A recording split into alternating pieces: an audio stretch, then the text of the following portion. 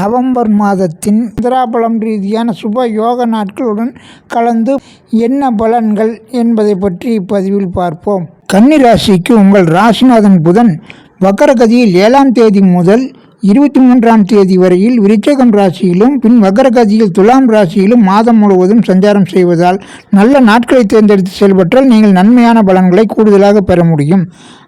November மாதம் 15, 16ஆம் தேதிகளில் உங்கள் ராசியிலேயே சந்திரன் சஞ்சாரிக்கும் போது தன்னம்பிக்கை, தைரியம், விடாமுயற்சியுடன் சுப காரிய முயற்சிகளிலும் மங்கள காரிய முயற்சிகளிலும் செயல்பட்டால் இனிதே நிறைவேறும்.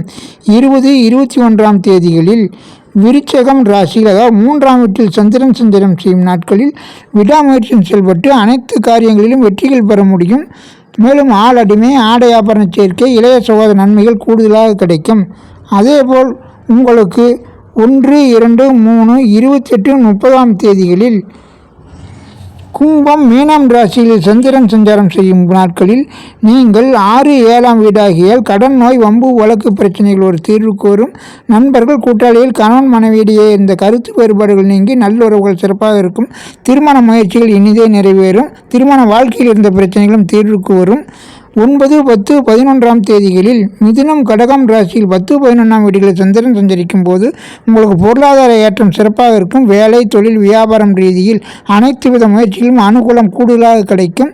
மேலும் மதிப்பு, மரியாதை கூடுதல் பெறுவீர்கள்.